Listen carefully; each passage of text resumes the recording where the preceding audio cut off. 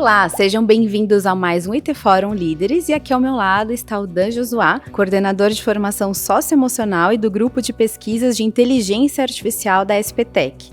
E como não poderia deixar de ser, muito obrigada pela sua participação, mas hoje a gente vai falar de um tema que todo mundo fala, só se escreve sobre isso, se lê, se escuta, enfim, todas as pessoas hoje falam sobre inteligência artificial. E o nosso ponto aqui hoje é descobrir um pouco sobre como a academia está trabalhando essa temática. E a gente sabe que é um tema muito novo até para a academia, mas quero começar primeiro aí te perguntando exatamente sobre isso, Dan. Tudo uma descoberta agora, né, sobre essa temática.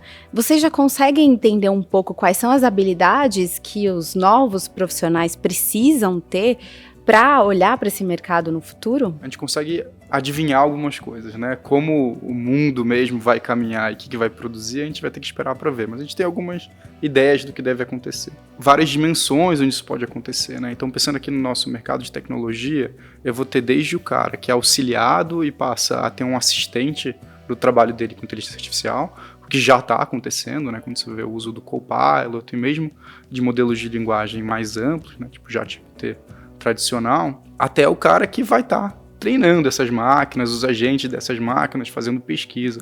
O cara que, sei lá, vai trabalhar lá no DeepMind com o Google. E esses caras não têm exatamente a mesma habilidade.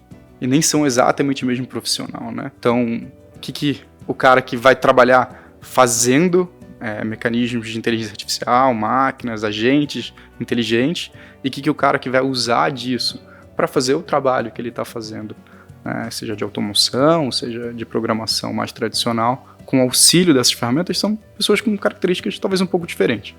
Né? Esse aqui, mais fácil de ser treinado, porque no final das contas hoje já, especialmente em tecnologia, em programação, é uma espécie de um tutor que vai ajudar ele dando alguns feedbacks sobre o que ele está fazendo, ou dando ideias para ele, que ele possa conversar no dia a dia dele do que ele está fazendo. Isso, eu diria, a gente nem precisa fazer muito nada, porque o profissional de tecnologia, o cara que está aprendendo, ele já está aprendendo, fazendo uso dessas ferramentas. Eu já conto depois um pouco quais são os riscos dele estar fazendo isso. Sim, importante falar também. O outro cara, né, esse cara que vai de fato aprender a ensinar essas coisas, esse é um profissional que vai ser mais qualificado e mais raro no mercado. Que é o treinador de prompt. Que é não só o treinador de prompt, tá? Então eu tenho o treinador de prompt, mas eu tenho, por exemplo, então vou contar um pesquisador que eu estava vendo. Eles estão treinando como fazer agentes circularem em ambientes em 3 dimensões. Então o cara tem que ter noções de psicologia, modelos de reforçamento. Então, psicologia lá da década de 50, 60, 70. Ele precisa saber um monte de programação, ele precisa saber de probabilidade estatística, ele precisa saber de matemática mais ampla, ele precisa saber de design gráfico. Então, por exemplo, eles descobrem lá que se eles mantêm todas as escadas da mesma cor, a hora que ele muda a cor, o agente não consegue mais subir a escada. O cara treinou lá, vez depois de vez, a subir a escada. Ele não consegue mais subir a escada porque agora elas são coloridas, não são mais brancas. Então, ele precisa resolver e ir produzindo mudanças nesse tipo de coisa. Então, esse cara aqui é um cara que vai ter uma graduação mais extensa, possivelmente. Muitos desses pesquisadores têm doutorado. Então, é um cara que vai, de fato, aprender profundamente como se faz esses modelos. Esse outro cara, não. É um cara que está mais pronto para o mercado de trabalho e para ser inserido hoje, né, nas N empresas que trabalham com tecnologia. É interessante isso, porque são vários perfis que vão surgir, etc.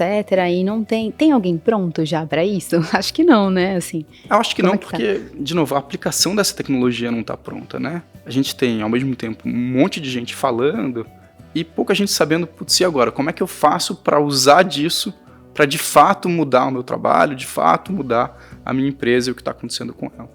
Esse gap aqui não é tão fácil nem tão trivial de conseguir resolver. E com frequência novas tecnologias são assim. Aparece uma coisa incrível e a gente acha que ela vai revolucionar tudo que vai acontecer. E não é assim, né? Na verdade, ela pode melhorar, adiantar algumas coisas, mas ela vai depender de uma infraestrutura ampla que consiga receber ela e mudar a partir dela. Isso aqui a gente falando, né, da inteligência artificial, desses modelos que estão mais na moda, né, tipo o ChatGPT, o Google Gemini agora. O generativa, né? A generativa. Mas é verdade que a gente tem muita coisa de machine learning e de inteligência artificial que já mudaram a nossa vida sem a gente perceber. É verdade. Né? Tá o meu celular e o seu aqui. Eles todos envolvem programas que a gente passa lá horas vendo vídeos ruins sem saber porquê. E ele está aprendendo com o nosso comportamento e dando pra gente baseado naquilo que a gente dá nele. A gente já tem a nossa vida mudada por inteligência artificial. Como esses modelos de linguagem, modelos amplos de linguagem vão transformar a vida e as carreiras e as empresas, acho que ninguém ainda tem certeza absoluta. O que a maior parte das empresas dizem a gente quer estar na frente da curva.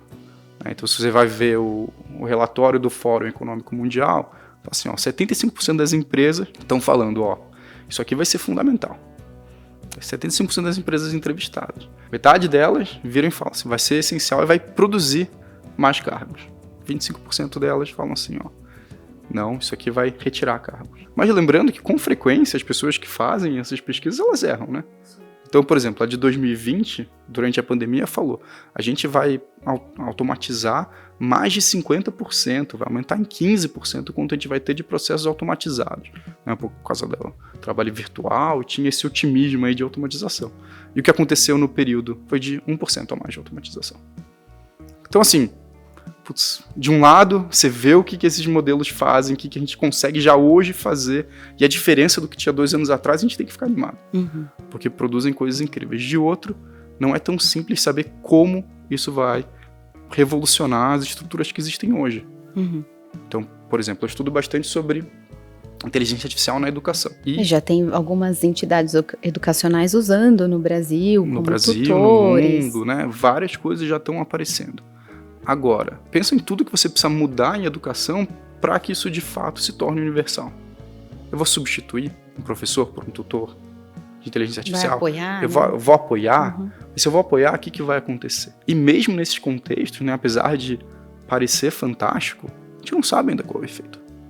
Será que ele melhora a educação ou não? A verdade é que a gente critica muito o modelo de escola tradicional, né, com professores lá na frente. A gente diz que isso é arcaico desde a invenção do cinema, no começo do século XX. Tem o Thomas Edison falando assim, a hora que o vídeo ficar amplo, o professor deixa de existir. Não foi exatamente o que a gente viu. Inclusive o contrário, né? A gente viu na pandemia, quando eu deixo de ter colegas, professores, a coisa vai por água abaixo. Foi por um caminho bem ruim. Então, como, se vai ser de fato positivo ou não, a gente ainda não tem certeza. O que a gente acha?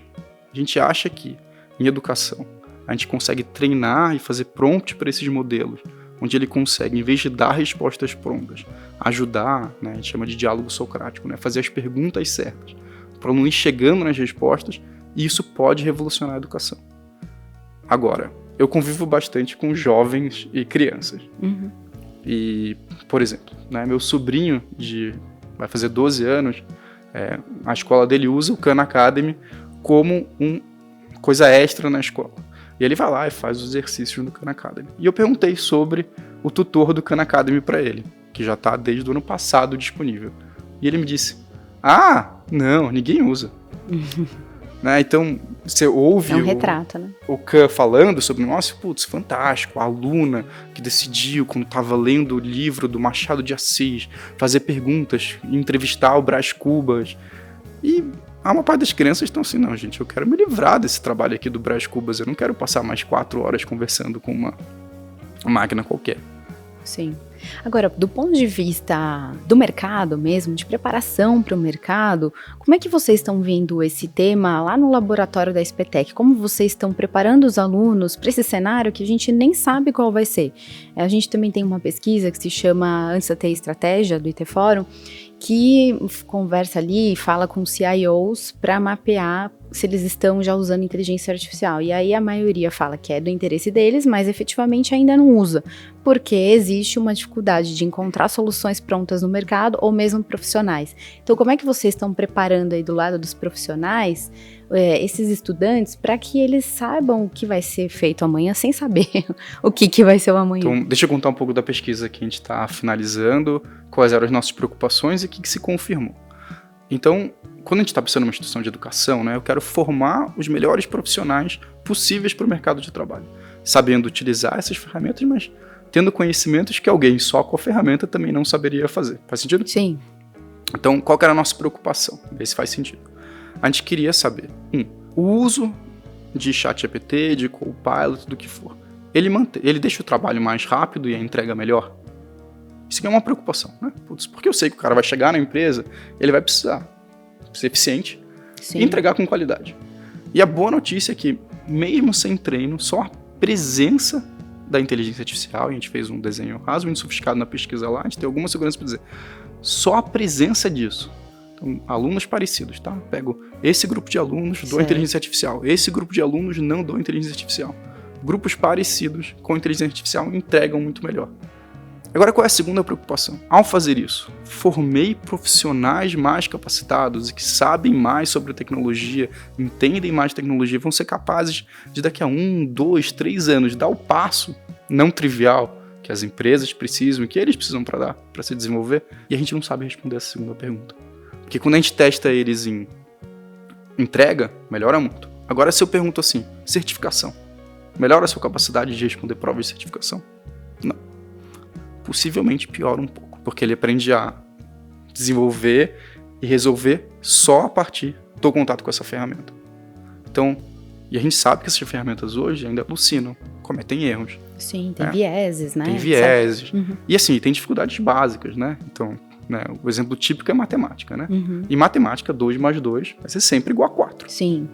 Em modelos de linguagem, 2 mais 2 vai ser provavelmente 4. Uhum. O que não é a mesma coisa. E aí, repara, em linguagem isso não faz muita diferença. Se eu falar assim, o cachorro é o melhor amigo, se eu falar do homem, provavelmente está certo. Mas eu posso colocar outras coisas. O cachorro é o melhor amigo das pessoas, o cachorro é o melhor amigo de homens e mulheres. Eu posso colocar um monte de coisas que provavelmente se seguem essa frase e continuam correto. Com matemática, 2 mais 2 precisa sempre ser igual a 4. É binário, né? É binário. E muitas das soluções de tecnologia têm erros desse tipo. Então eu preciso treinar, né? Mesmo nesse modelo mais básico, alguém que saiba usar essa ferramenta, mas sabe usar essa ferramenta de maneira crítica. Uhum. Ou seja, eu consigo avaliar se ele está me dando respostas boas, eu sei como fazer teste do que ele está me dando, e eu sei melhorar o que ele está me dando. Porque se eu crio um profissional que só repete o que a ferramenta faz, eu não preciso mais do profissional. Exato. Você automatiza aquele processo, né? E não precisa. Né? E a verdade é que o profissional de tecnologia, que a gente acha que vai seguir importante para o futuro, não é o cara que é substituído já facilmente por um prompt em IA. É alguém que consegue entender de forma profunda a resposta e os erros que esse IA traz. É o pensamento crítico que precisa ser estimulado de outra forma, né? É o pensamento crítico, é a capacidade de leitura e a compreensão de tecnologia de forma suficiente para conseguir fazer essas avaliações. Porque a gente fala bastante, né, de pensamento crítico, mas o que eu preciso para ter um pensamento crítico? A gente fala bastante disso, mas é algo super difícil de ser ensinado. Por exemplo, o aluno sai, tipicamente do colégio, sabendo que a Terra está orbitando o Sol, está dando volta em torno do Sol. Agora pergunta para um aluno, como é que você sabe disso? A maior parte não sabe responder. Não é? Porque se você olhar para o Sol, parece que ele está se movimentando. Então é olhando para o Sol. Aí se você olha a história da ciência, nossa, não, é olhando para o movimento de Marte. Então o que eu preciso para ter um pensamento crítico sobre uma coisa simples que a gente aprende na 6ª, 7ª série? A Terra roda em torno do Sol. Cara, eu preciso saber sobre história da ciência no século XVIII. Eu preciso saber sobre o movimento de Marte. Senão eu não consigo ter pensamento crítico. Eu consigo acertar, essa fonte de informação é boa, essa fonte de informação é ruim. Então, conjunto de pesquisadores e físicos é uma boa fonte de informação, o movimento terraplanista é uma má fonte de informação. Mas isso não é ter pensamento crítico. Isso é saber com quem que você concorda, quem tem mais probabilidade de acertar. Uhum. Em tecnologia é a mesma coisa. Então o ChatGPT vai me dar uma resposta. Como é que eu faço para avaliar ela criticamente e dizer, ela é boa ou ruim? Eu preciso ter uma noção do que ele está me dizendo por baixo. Senão eu vou só colocar em outra ferramenta de pesquisa, vou botar no Google e vai me dizer, Google, ela está certa ou errada. Mas, de novo, quanto mais eu vou ser útil no desenvolvimento de produtos, né, na vida da minha empresa, mais eu preciso dar uma resposta melhor do que só, eu perguntei pro ChatGPT e o Google concordou. Então o que eu preciso para esse pensamento crítico? Eu preciso que o cara tenha noções de programação. Sim. Eu preciso que o cara saiba raciocinar sem também, né? a máquina. Uhum.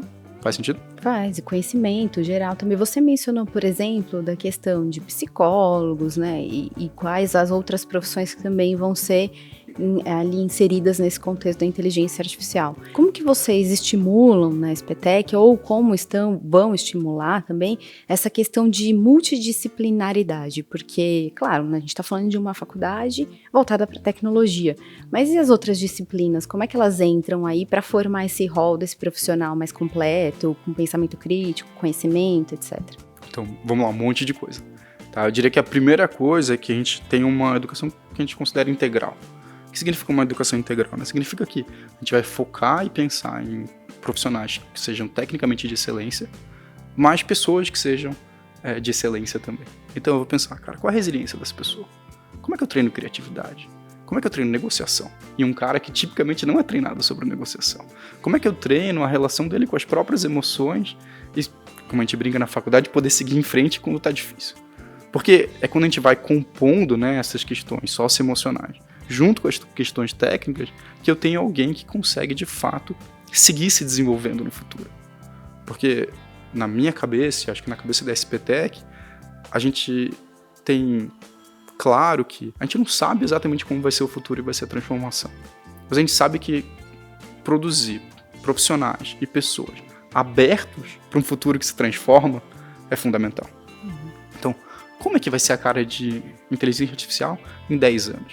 Eu não acho que ninguém sabe. A gente não sabia 2 anos atrás como ia ser hoje. Exatamente. Por que a gente vai saber daqui a 10, né? Os pulos podem ser gigantescos ou a gente pode ter chegado no teto. Agora, eu tenho um profissional que aprendeu o pensamento crítico, aprendeu a lidar com as próprias emoções, aprendeu a se motivar quando as coisas estão difíceis e segue aprendendo, isso vai ser fundamental para o futuro. Especialmente se ele está alfabetizado na ciência básica por trás de tecnologia. Então, isso é uma coisa. A outra coisa é que cada vez mais a gente tem colocado nossos alunos para fazer os projetos deles. Eles trabalham com projetos que simulam a vida. Por quê? Porque é a melhor maneira de simular o que você precisa treinar para seguir no trabalho e na vida. Então, eu vou querer que um aluno meu faça um projeto e ele pense, qual vai ser o impacto social desse projeto? Como é que esse projeto está associado com sustentabilidade? Ou com a comunidade onde você mora ou perto da sua casa? Então, quando eu vou construindo um projeto pedagógico que envolve base em tecnologia, com formação socioemocional, e pensar em projetos concretos com impacto, eu vou trabalhando todas essas dimensões que vão ser importantes no mercado de trabalho.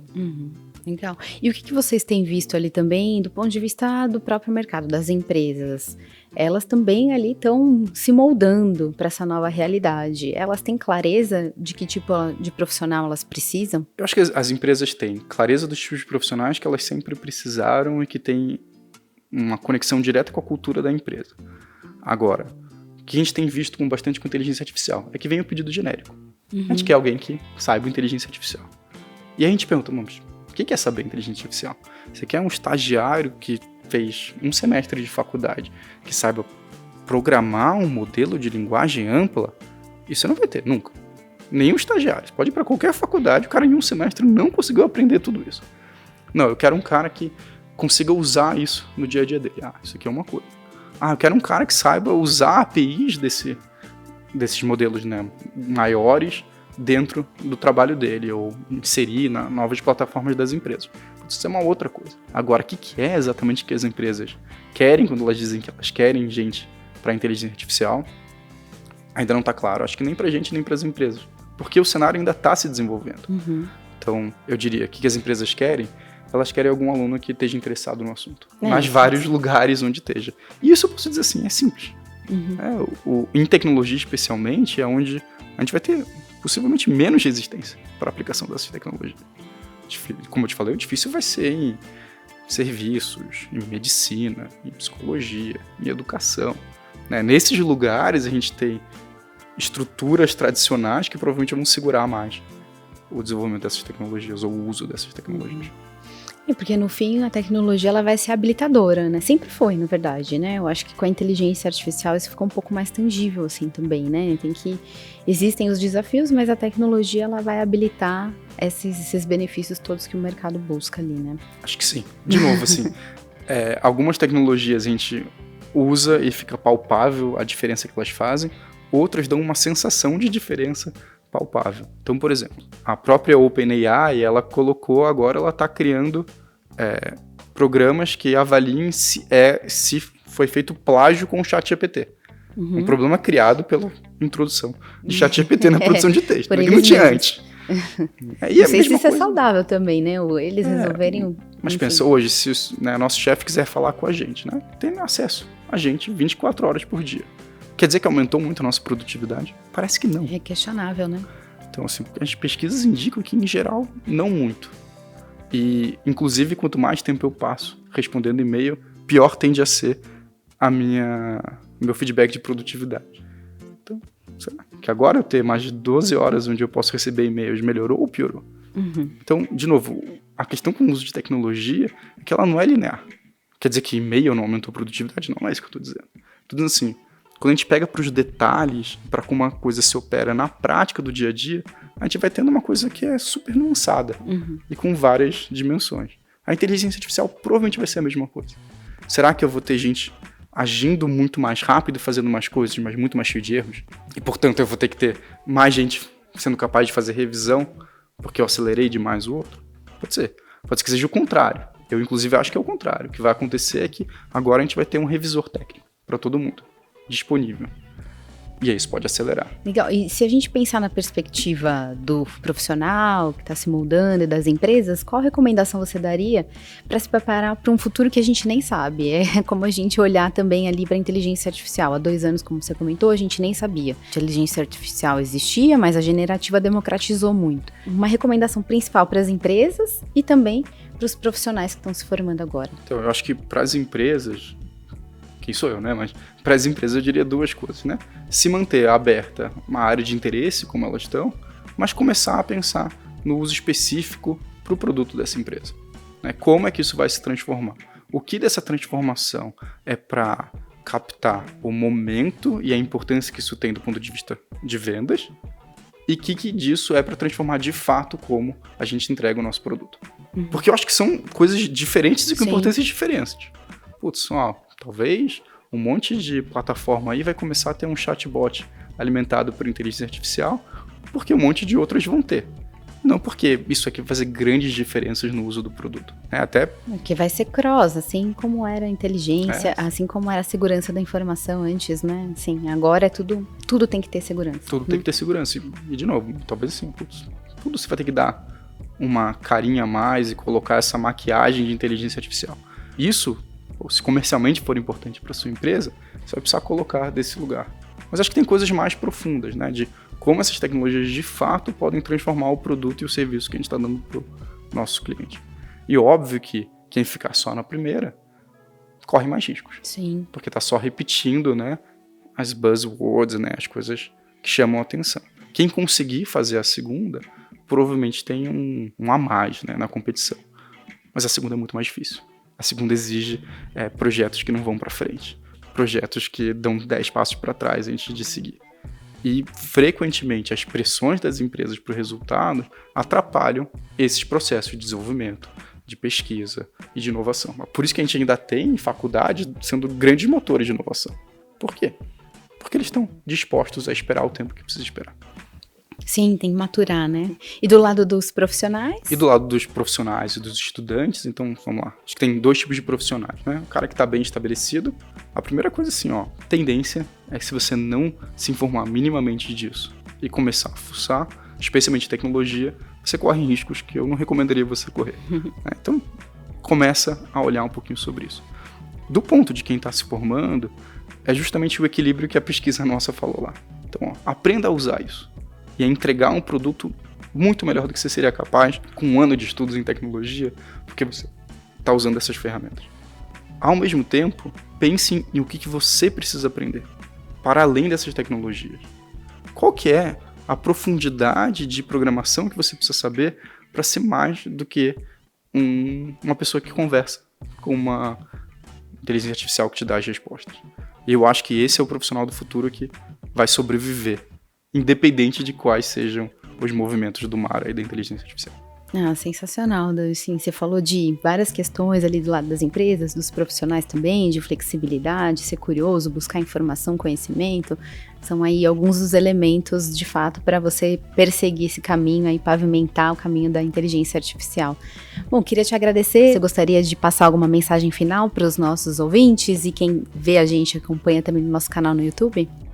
Olha, a minha mensagem é otimismo cauteloso. Vamos se aprofundar e pensar nessas dimensões, com tudo que ela tem de incrível para oferecer, mas reconhecendo as dificuldades. Sejam as dificuldades estruturais de aplicação, sejam os déficits dessa tecnologia. Ela ainda é ruim em produzir criatividade. Isso não quer dizer que ela não vai ajudar a gente no processo criativo, mas a gente precisa entender onde é o limite dela. Ela ainda é ruim em respostas que exigem precisão. Isso não quer dizer que ela não possa dar insight, mas a gente vai precisar ajudar ela. Maravilha, Dan. Super obrigada pela sua participação. Espero que daqui a uns anos a gente volte aí, né? E olhe para o passado e fale o que se concretizou, Exato. o que mudou, né? Quanta bobagem eu fui falar, né? Não, foi ótimo, Dan. Super obrigada, viu? Obrigado, Débora. Obrigado. Obrigada a vocês também e até a próxima.